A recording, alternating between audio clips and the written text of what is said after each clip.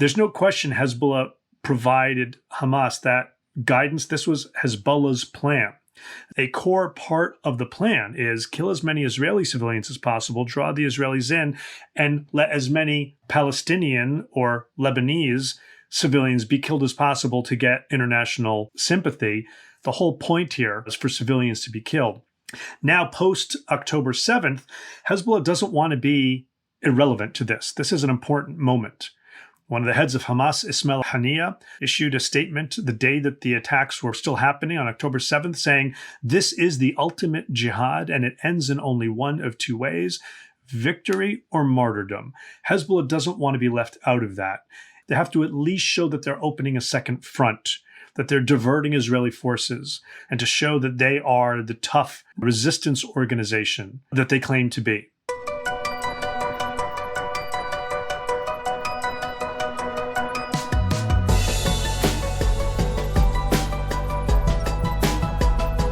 It is Thursday, October 26th at 10:30 p.m. here in New York City. It is Friday morning, October 27th in Israel, 5:30 a.m. Just a few of the latest developments in recent days. Prime Minister Benjamin Netanyahu has said that the War Cabinet, in consultation with the IDF, has set a date for a ground invasion of Gaza. He did not elaborate further on any details or specific timing. And separately, according to the Wall Street Journal, Israel has agreed to an American request to delay the invasion until the U.S. could move more military assets into the region. In the same televised address to the nation, Prime Minister Netanyahu for the first time acknowledged that, quote, the scandal will be fully investigated, the scandal being the operational and intelligence failures that led to the massacre and actually even occurred the day of the massacre, and that, quote, everyone will have to give answers. Me too, he said. And he added that, quote, this will happen only after the war. In fact, as we have said many times on this podcast, there will be a time for real accountability.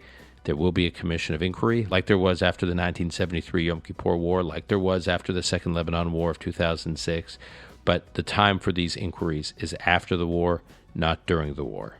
Here are the latest official figures.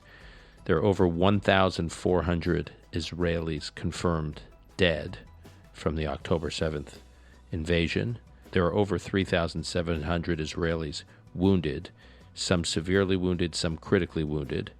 There are some 224 hostages in Gaza. There are 21 children in Israel today now without living parents as a result of the massacre. There are 53 communities from around the Gaza Strip in southern Israel and also in northern Israel near southern Lebanon that have been evacuated. That means approximately 200,000 Israelis that have been evacuated from their homes and their communities.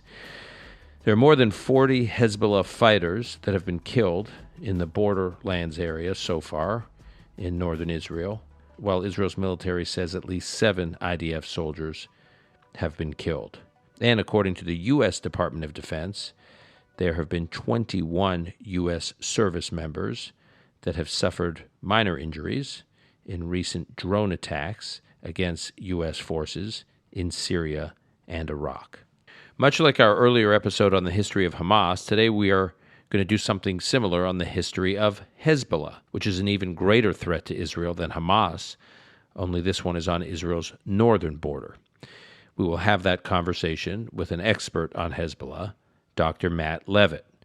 But before we get into the conversation with Matt, I wanted to spend a moment on 2 different quotes that I saw in the news this week, as they are very revealing of what Israel has been dealing with in southern Israel and what it may yet deal with in the future on its northern border. The first quote is from Rachel Goldberg-Polin, whose son, Hirsch, 23 years old, was at that music festival the morning of October 7th in southern Israel and was taken hostage into Gaza.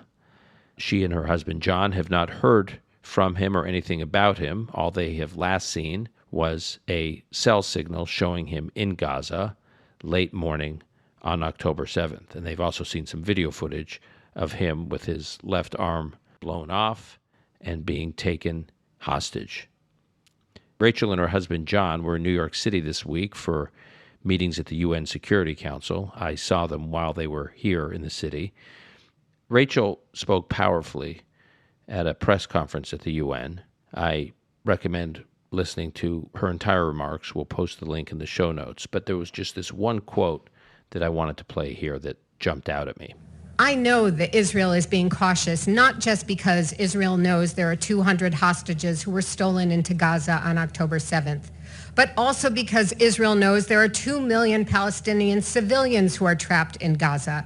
And this is why Israel gives warnings to civilians in Gaza to relocate before they strike. But there were no warnings given to the women, the children, the elderly, the music lovers, and the babies on October 7th before the intentional massacres on innocent lives. Among the reasons that is speculated for why Israel is delayed in going into Gaza is because of the ongoing efforts to get more hostages released. Yes, Israel will go to the ends of the earth to get those hostages back. But as Rachel says, it's not just about the 224 hostages, but also Israel's concern for the Palestinian civilian population, the 2+ million Palestinians. A civilian population that has been put in this horrendous situation, not by Israel, which actually withdrew from the Gaza Strip in 2005 and left it to the Palestinians to govern themselves, but they have been put in this situation by Hamas. And even though Israel withdrew from Gaza in 2005, Israel still has to defend its southern border from a genocidal threat on the Jewish state, while it thinks about how to minimize casualties of the Palestinian people in Gaza. It's an impossible situation, a situation created by Hamas. As I've said repeatedly on this podcast, Hamas is responsible not only for Israeli casualties, but also for Palestinian civilian casualties. And then there was another quote that was discovered in audio from an Israeli victim's phone at one of the scenes of the massacre. Apparently, a Hamas terrorist used this victim's phone, as was common that day. Terrorists would use the phones of victims. The terrorist used this particular victim's phone to call back to his parents in Gaza and gleefully report on all the Jews he had killed. I'm quoting here. We'll link to the audio in the show notes, but I'm quoting here the English translation. The son says to his father, "Look how many I killed with my own hands. Your son killed Jews. Dad, I'm talking to you from a Jewish woman's phone. I killed her and her husband. I killed 10 people with my own hands.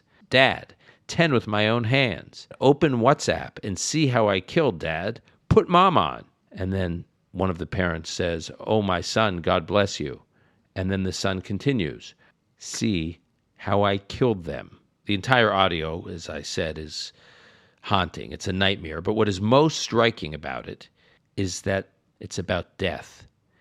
Death was the point. The son doesn't call back to his parents to report that on October 7th, they had begun the liberation of the Palestinian people, or they achieved some kind of freedom or political goal. There was no liberation that was discussed. No. It was the celebration of the 10 deaths that he was responsible. That was the point. Death is the point. Violent, gruesome, barbaric death is the point. That is what this son is celebrating with his parents. That's all.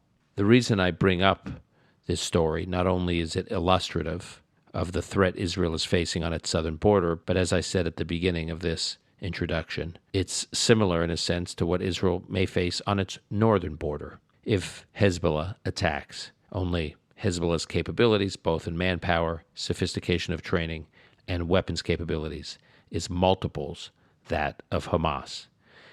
And so to understand the history, the origin of Hezbollah, and the threat it poses to Israel today, and the likelihood that it will join this war, we have today Matthew Levitt, who is at the Washington Institute for Near East Policy, where he focuses on a number of areas, not the least of which is Hezbollah.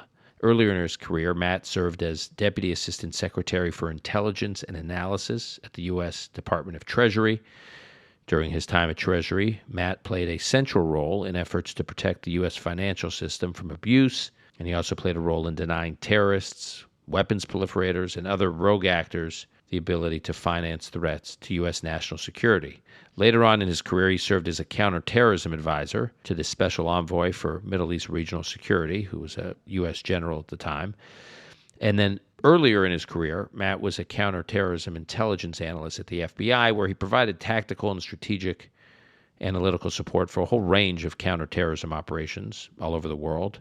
But he was primarily focused on fundraising, how terrorists fundraise, and how they organize logistics and get logistical support, and how they tap into networks to get funds and logistical support.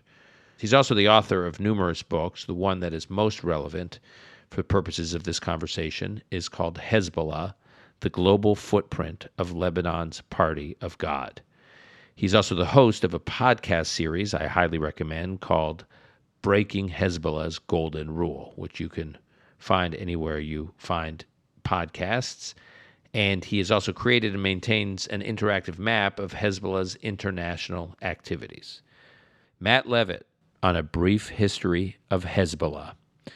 This is Call Me Back.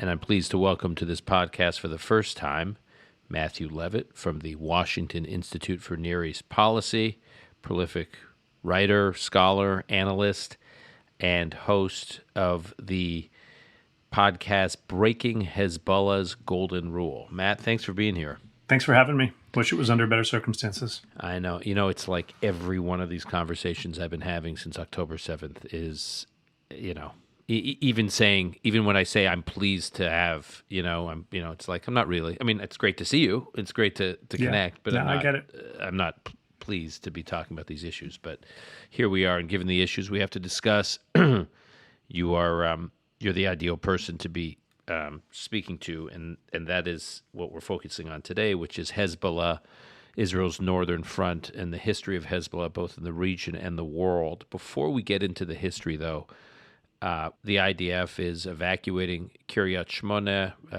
a town on Israel's northern border, it's actually calling it a town. It's not really a town. It's the largest city in northern Israel. I've actually spent a bunch of time there over the years. This is being reported as possibly in preparation of a preemptive strike at Hezbollah by the IDF. Again, just a snapshot of where we are now before we get into the history. What's your view of what's actually going on in the north right now? The northern border is hot. It's not yet a full-scale war. But there is cross-border shelling, anti-tank guided missiles coming in from Lebanon, rockets coming in from Lebanon. Israelis report that Israeli snipers just had to take out a terrorist cell approaching the border. There have been terrorists who have been trying to storm the border over the past few days. Some have been Hezbollah, some have been Hamas, and I don't think many people are aware that Hamas has built up a militant capability in Lebanon, but that obviously is with Hezbollah's support and acquiescence, right? You can't do anything along that border without Hezbollah's okay. And the evacuation of the largest city in the far north of Israel, Kiryat Shmona, which is somewhere, I think, between 20 and 25,000 people, suggests that the Israelis are afraid that Hezbollah is about to do something more. I won't hold you to this, but do you think they're about to do something more? That's a more complicated question than you may think. The reason I say that is because one of the things I've been telling people all week is we have to throw out all of our old paradigms. By old, I mean 2 weeks old today. And by we, I mean me and everyone else who's been thinking about these issues. I participated in a Black Swan event days before, maybe a week and a half before the Hamas attack. The Black Swan event, and of course it was tied to the Yom Kippur anniversary, the 1973 war anniversary, which was a Black Swan event. Black Swan event is a very unlikely event, but that if it happened, it would have really huge outside impact. And nobody at this event, not me or anybody else, came up with anything that was anywhere near what Hamas did, which means we have to revisit all of our paradigms. And I think that that's especially true with Hezbollah. Many people have thought that for years, Hezbollah, which has 150 to 200,000 rockets and is many, many, many times more capable and dangerous than Hamas, that it was effectively deterred from a full-scale war with Israel First, because it was so deeply deployed into Syria, and second, because Iran really wanted those rockets to stay in place, the powder dry, to be able to be a deterrent against Israel or anyone else attacking Iran's nuclear program, or to be there as a second strike capability if Israel or someone else did strike Iran's nuclear program. But I've been writing for months now that there's ample evidence that Hezbollah has been trying to move the goalposts on the kind of quote-unquote informal rules of the game. Those rules for a long time now have been that so long as Israel didn't carry out a strike in Lebanon, or they didn't kill a Hezbollah operative anywhere, Syria or someplace else, then Hezbollah wouldn't respond. And so the Israelis have been able to hit Iranian weapons shipments going to Hezbollah, every day, every other day, multiple times a week, and Hezbollah has not responded. But now that Hezbollah is basically out of Syria, they want to demonstrate that they are still a resistance organization committed to Israel's destruction. Nasrallah early on in the Syrian war said the road to Jerusalem goes through Damascus, which just shows you how poor a geography student he is. And they wanted to scratch that resistance itch, as they'd call it. And so Hezbollah flew an unarmed drone towards an Israeli offshore gas platform. Hezbollah announced that an Iranian oil shipment to Lebanon, a PR stunt, would be considered Lebanese territory. So if the Israelis hit it, they'd consider it Lebanese territory. It would fall within the rubric of when they do something back. They infiltrated a terrorist operative 60 kilometers into Israel who carried out an attack. And there are a whole bunch of other examples. Even just this past week, the first anti-tank guided missile they fired targeted an empty Israeli military vehicle, and they knew it was empty. In other words, they were trying to do something, but in such a way that wouldn't escalate. I think that calculus still has a lot of validity to it, but there are too many other factors that could go into this. For example, if they believe that Hamas really is on the back ropes, maybe they believe they have to get in. Maybe the leader of Hezbollah, Hassan Nasrallah, really starts believing his own rhetoric that he's been saying for years, that Israel is as weak as a spider's web. And by the way, he's looking at the social and political dynamic in Israel, the tensions within Israeli society, and he said publicly, you see, I'm right. And if you are a theological violent extremist and you believe that events are proving you right, are vindicating you, and you're doing this in the name of God, that's powerfully mobilizing stuff. So in the event that things start going badly for Israel at some point, maybe Hezbollah decides to go in because they can't afford to be left out of the great victory that destroys Israel. There are lots of ways this can pan out. And finally, the U.S. has 2 aircraft carrier groups in the Eastern Med now, which are there in part to deter Hezbollah and others from going in big against Israel, to make them understand that the United States is not going to allow there to be a situation where there's an existential threat to Israel. They've already commented on it, saying it's not going to prevent them to doing anything, which I take as meaning they're quite scared about it. They're noticing it, and they got some bravado going on. But they're continuing to find ways to engage in this fight, to open up a second front, to at least draw significant IDF resources to the north away from the south. And this can get much more complicated and much more dangerous very quickly, because the potential for really dangerous miscalculation is very, very high. Okay, so now I want to go to the history of this organization, because I think people who don't follow these events closely generally, understandably, certainly right now, are focused on Hamas, and they just think Hezbollah is kind of another version of Hamas, only on Israel's northern border. But in fact, its history and its ambitions in the region and its ambitions globally are much different from Hamas. And Israel, if their multi-front war opens up, could easily find itself in a war against Hamas and Hezbollah at the same time. So, first of all, can you just begin with the founding of Hezbollah? What was the historical context that led to its founding back in, I guess, the early 80s? Started in 1979 with the Islamic Revolution in Iran. Very tumultuous year.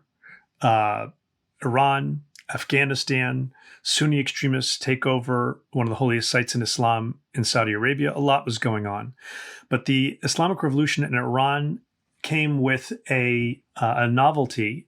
Previously, Shia theologians had been apolitical. They'd stay in their seminaries, and politics was sort of something else. Khomeini's innovation, this principle of wilayat al-faqih, the rule of the jurisprudent, was that only a qualified cleric could be the mouthpiece of God on earth and help spread Shiism.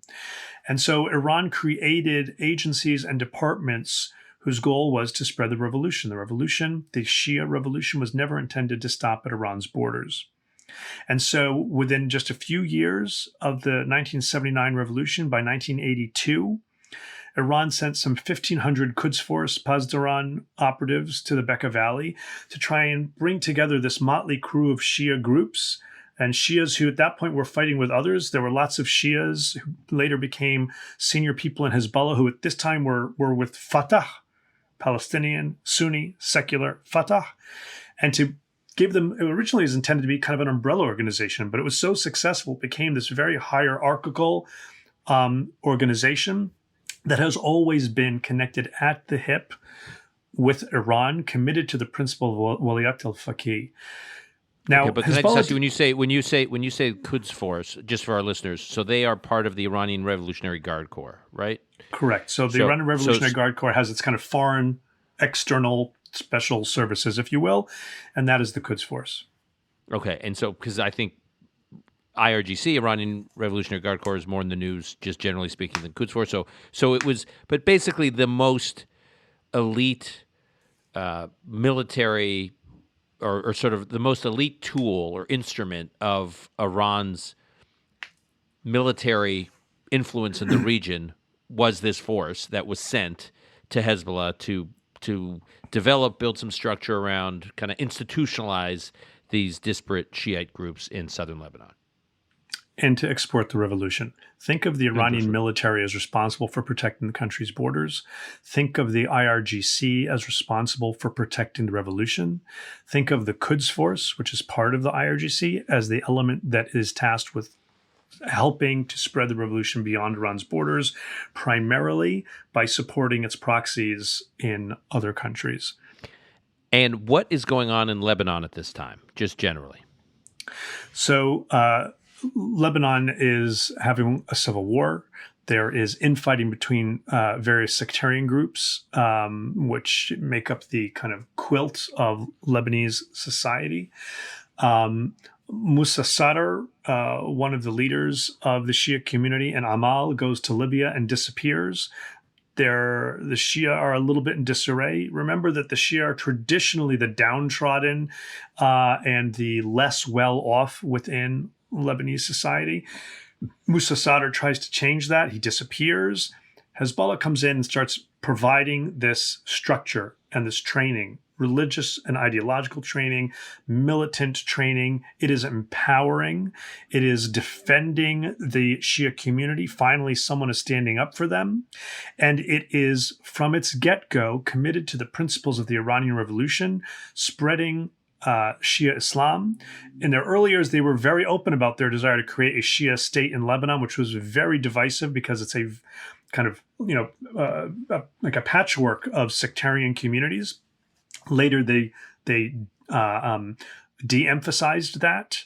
And of course, from day one, being against the existence of the Jewish state of Israel, and therefore in favor of the creation of a single Palestinian state, and at that, an Islamist state. Now, remember, this is before Hamas exists.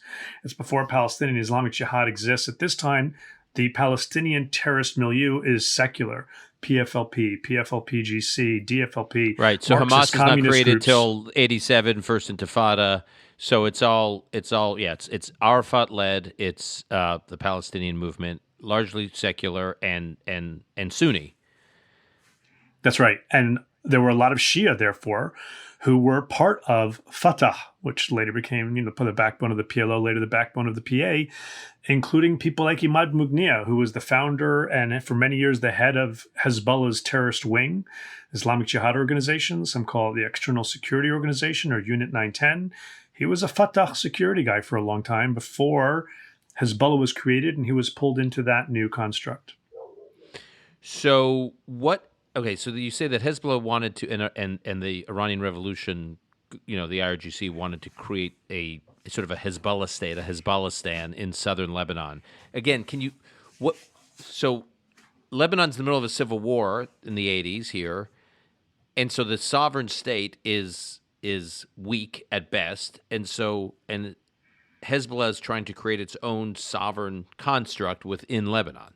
I mean, that's the part I want to get across, is that it's not just – it is like a country within a country. It has all the functions, or at least the attempt was to create all the functions, not just military and security and terrorism, but actually all the bells and whistles of a governing state in this part of Lebanon. In its first iteration, Hezbollah is focused on protecting and supporting the Shia community. As it grows in the Bekaa Valley, in southern Lebanon, in parts of Beirut where there are Shia communities, and it becomes so successful that the social, the medical, the educational facilities that it is able to provide to the community, first because no one else was, becomes so successful that it becomes kind of a secular thing. They're successful. They draw people in and towards Hezbollah. People feel affinity for Hezbollah because finally there's someone who's providing for them. It's clearly not the state that has failed.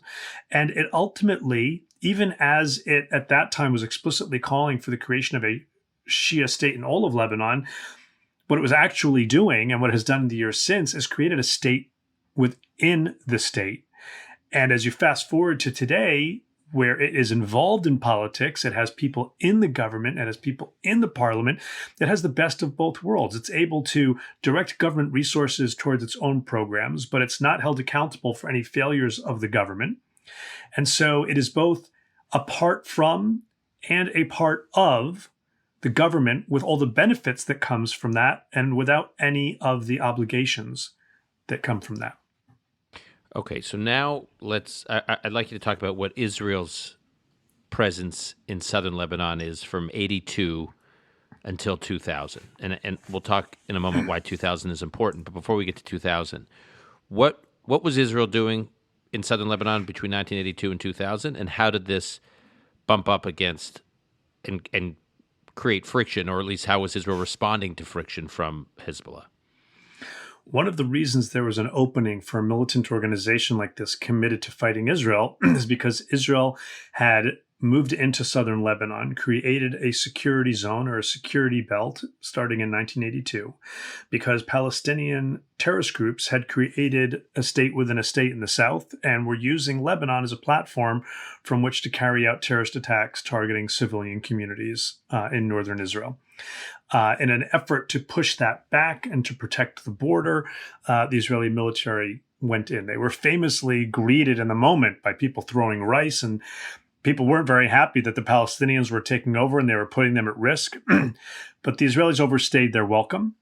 And this created the grist for Hezbollah to say, look, Israel is occupying our territory. This is not just about their security, and to build up support for the idea of targeting the Israelis, and ultimately for the idea of not just getting Israel to withdraw ultimately from Lebanon, but to continue attacking Israel for the purpose of, in their minds, liberating Jerusalem and destroying the state of Israel. And there was a security rationale from Israel's perspective between 82 and 2000 to have this buffer and to be there and to be in southern Lebanon. But what toll did this impose, this presence, on Israel during this period, during this near 2-decade period? Ironically, perhaps, the purpose of the security zone shifted over time. They went in at first because of the threat from Palestinian terrorist groups. That ultimately was resolved as Arafat and others left Lebanon and went to Tunisia. But what came in behind it was an even more dangerous and slowly but eventually much more capable militant and terrorist entity in Hezbollah. And so this exacted a very high cost on Israel. There were roadside ambushes with explosive form projectiles of the type that that Iraqi Shia militias in Iraq would later used to target U.S. and other coalition forces in Iraq. These were first tried and tested in Lebanon, targeting the Israeli forces in southern Lebanon. And you had an incident where helicopters crashed. There were movements of Israeli mothers saying, "Take our sons out. We don't want to be there anymore. It's exacting too much of a cost." Kind of how long? And in an American sense, it would be the forever war argument. And ultimately, the Israelis did leave. So then fast forward. So Israel leaves in 2000 under Prime Minister Ehud Barak, and he campaigned on getting out of Lebanon. He got Israel out of Lebanon. And then there's a war, a second Lebanon war between Israel and Lebanon in 2006. What was the spark for that war? In 2006, Hassan Nasrallah, the head of Hezbollah, would later admit Hezbollah miscalculated. In an effort to try and find ways to hit at Israel without exacting too much of a response, Hezbollah came up with an operational concept, and they later released videos of the actual training and then the actual operation, where they shot at Israeli soldiers who were on the Israeli side of the border within sovereign Israel, wounded or killed them, and then stormed across the border, grabbed their bodies, and went back into Lebanon. So you had an attack, you had people killed, you had people taken hostage, and that led to the July 2006 war. And now talk a little bit about that war. What happened in that war? What happened in that war was 32 days from Hezbollah's perspective and from Israel's. At the end of the 32-day war, Hezbollah declared, quote, divine victory. It was victory only if you define victory as not losing, not being destroyed.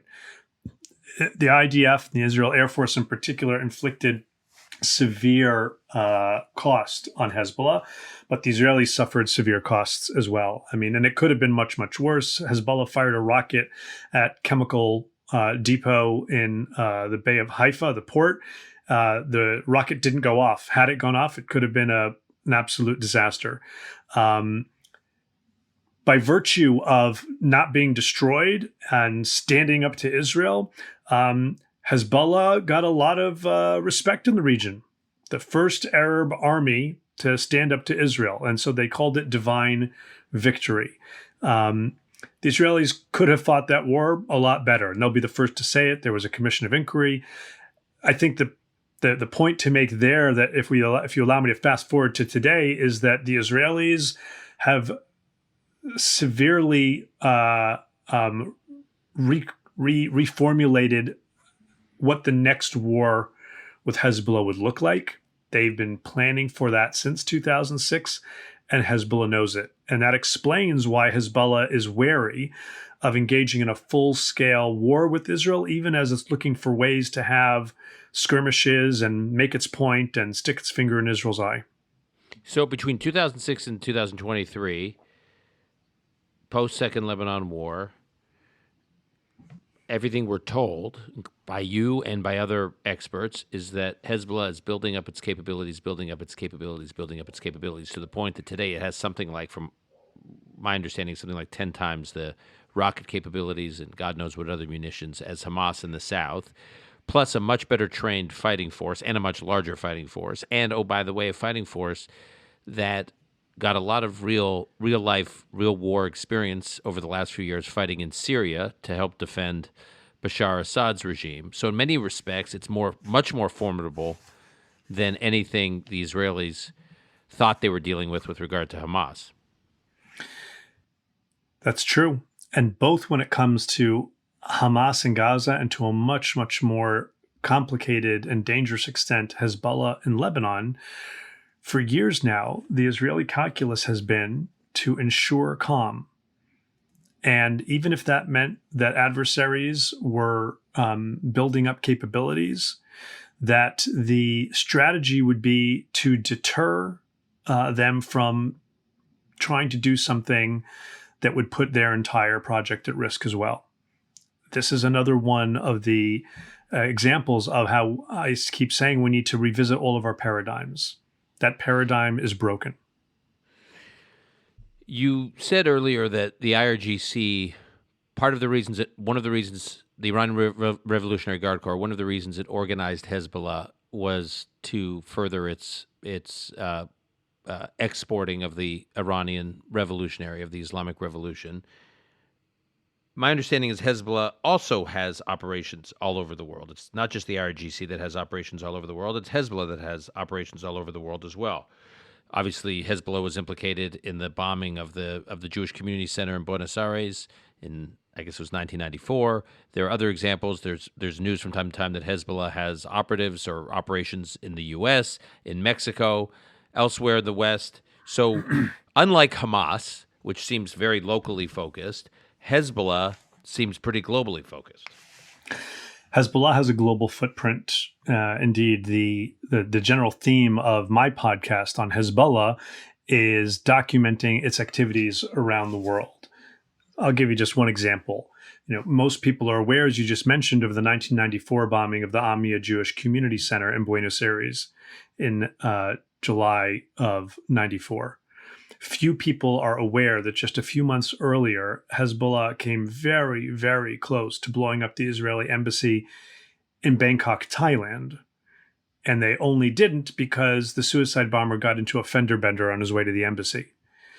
Wow. I can give you more examples than you and I have time, and I'll refer you to the podcast. Baku, Azerbaijan, Africa, North America, South America, operatives in Canada, in Asia, across the Middle East. In the first years of Hezbollah's existence, as it was primarily first targeting U.S. and French interests in Lebanon, in particular the peacekeepers. Next week is going to be the anniversary of the bombing of the U.S. Marine barracks and the French military barracks who were there as peacekeepers. In time, Hezbollah starts carrying out attacks elsewhere. And we know for a fact from since declassified intelligence that Hezbollah didn't come up with this idea on its own. This was at the behest of Iran. The CIA intercepted a communication from Iran's intelligence agency, the Ministry of Intelligence and Security, and the Iranian ambassador at the time in Damascus, Syria, asking him to reach out to people who at that time were becoming senior Hezbollah operatives to carry out, quote unquote, a spectacular action targeting the U.S. Marines. Soon there were attacks targeting U.S. and other interests in Kuwait, and then in Europe. Part of this was tied to U.S. and French and other countries' support of Iraq during the Iran-Iraq War, and Iran was using its primary proxy, Hezbollah, to strike back at the United States. Part of it quickly became Hezbollah trying to secure the release of its comrades who pretty soon were getting picked up around the world for transporting explosives and the like, people who were arrested in Kuwait, people who were arrested in Germany. And then in time, it just became Iran and Hezbollah also trying to target primarily Israeli, but sometimes U.S. interests as well. Fast forward to 1996 and the bombing of Khobar Towers, the U.S. Air Force kind of dormitory in Khobar, Saudi Arabia, ironically there to patrol southern Iraq in an effort to protect the Shia of southern Iraq from the regime of Saddam Hussein. So when you say Hezbollah, Nasrallah, the head of Hezbollah, is trying to prove its relevance in getting in on the game, if you will, getting in on the fight against Israel, prove Hezbollah's relevance to whom? To the street in these Shiite areas in southern Lebanon, to the broader Arab street in the Middle East. If Israel's in at war, that's going to be the hottest issue for the Arab street, quote unquote, and Hezbollah wants some credit for being in on the game, or prove its relevance to Tehran and its sponsors in Tehran. Like who?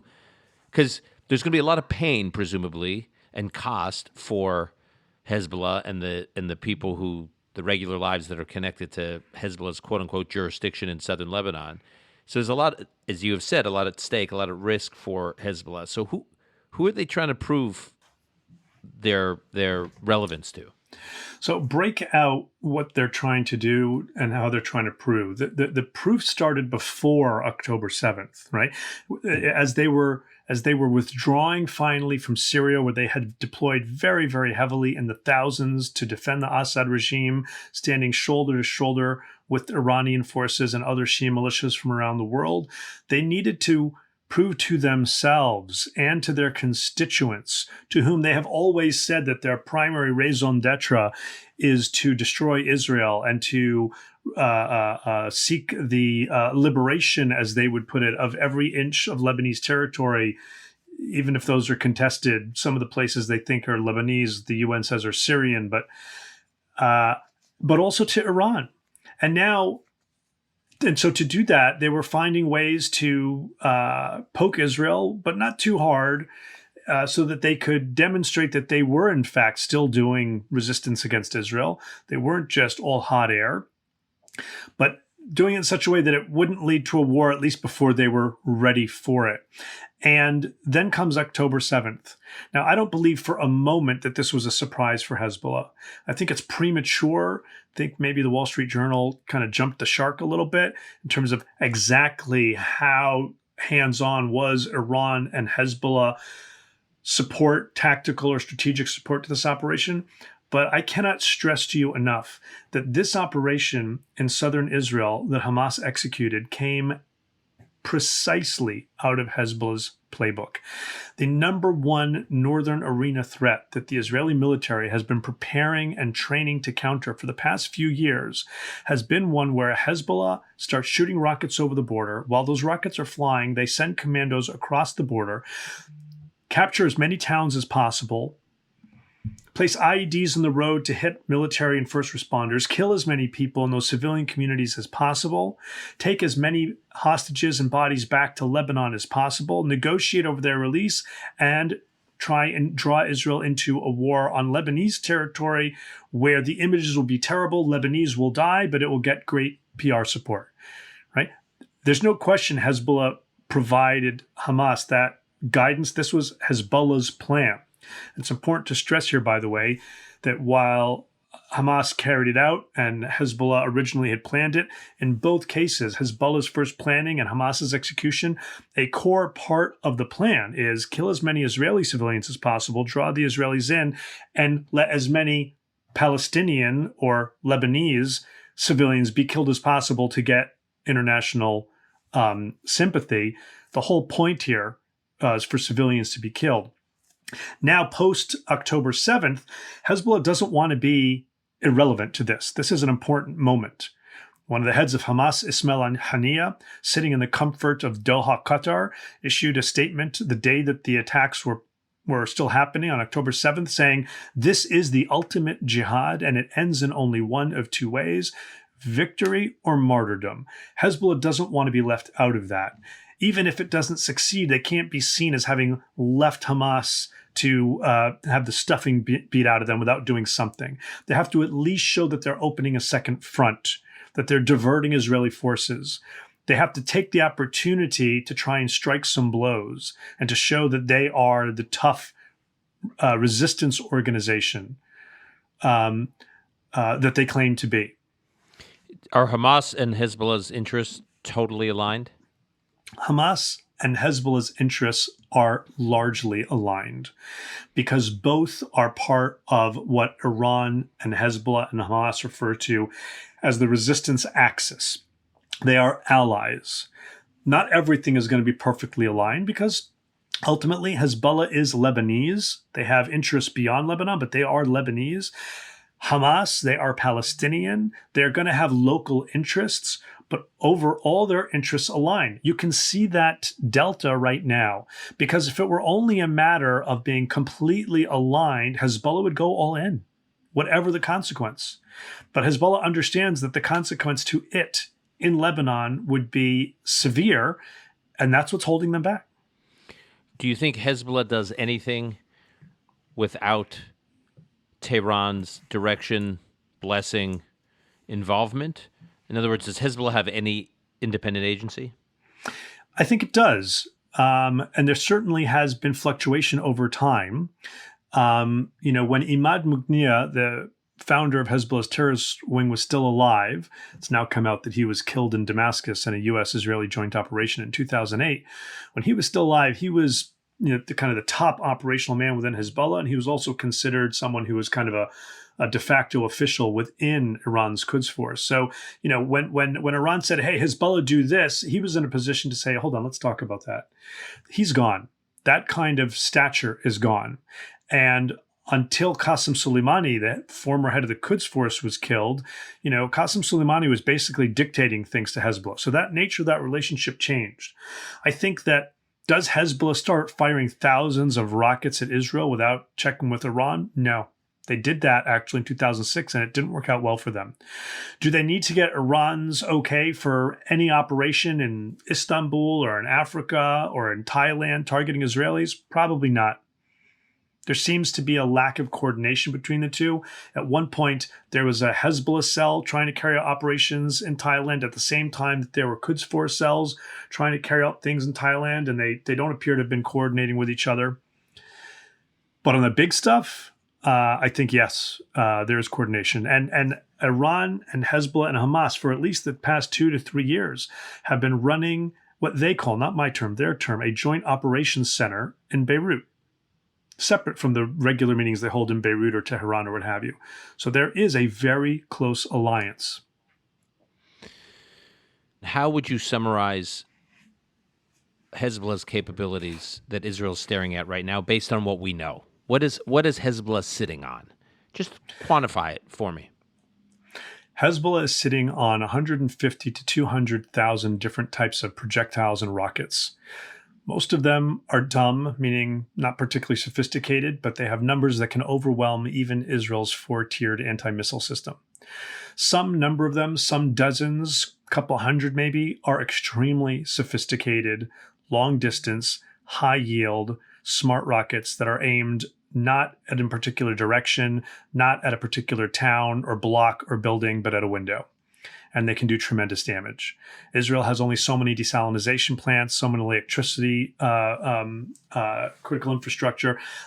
These things, if taken out, could do a tremendous amount of damage. And some of these rockets would get through. They have thousands of operatives, most significantly the Radwan forces, who are their special forces.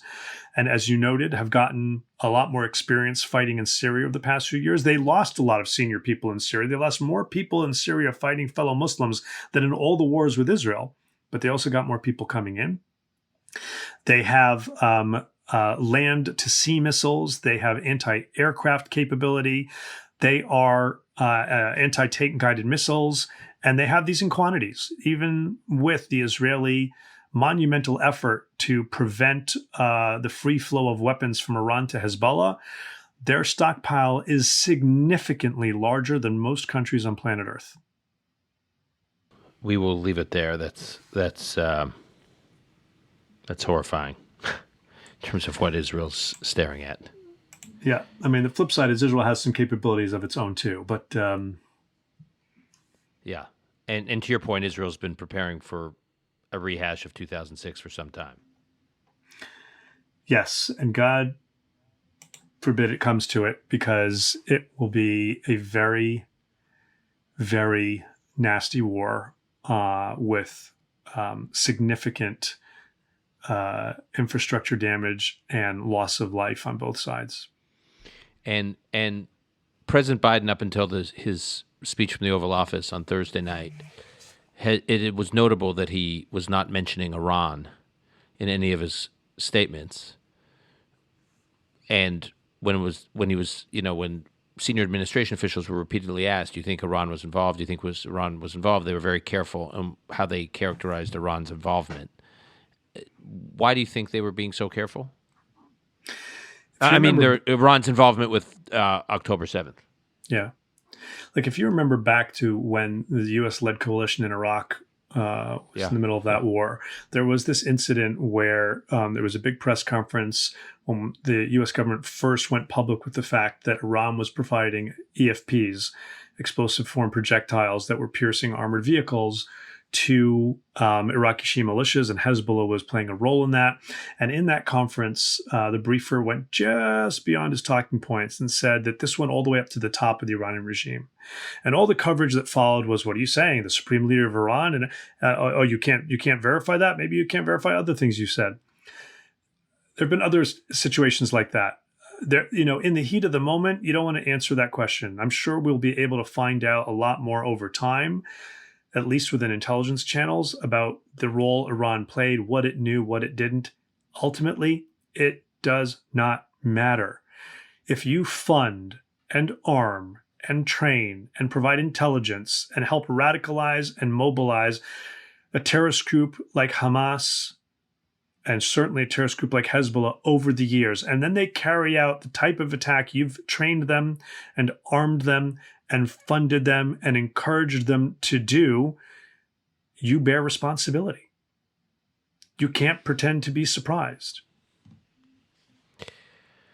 All right, Matt, thank you again for taking the time. I hope we don't have to call back on you, but I worry that as this thing escalates one way or the other and twists and turns, we probably will.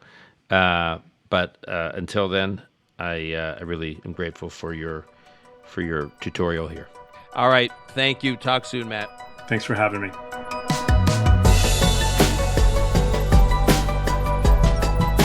That's our show for today. To keep up with Dr. Matt Levitt, you can find him at Levitt, Levitt_Matt. And you can also find his work at the Washington Institute for Near East Policy at their website. And we will post links to his book and those two quotes we mentioned in our show notes. Call Me Back is produced by Alon Benatar. Until next time, I'm your host, Dan Senor.